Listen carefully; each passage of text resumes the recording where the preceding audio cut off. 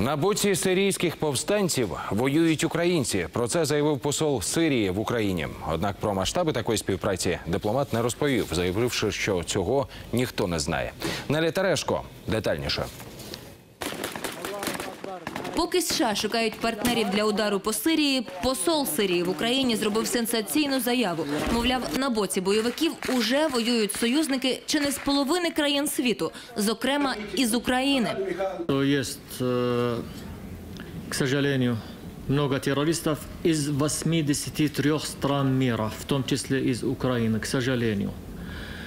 Но здесь нельзя говорить об их численности, так как эти же террористы, когда погибают, они сжигают эти тела, чтобы их никто не опознавал.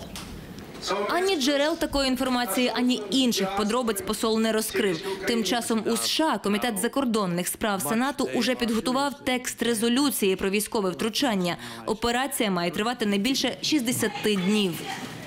Якщо Сполучені Штати разом зі своїми союзниками не відреагують на застосування хімічної зброї Башаром Асадом, він зробить це знову, я гарантую.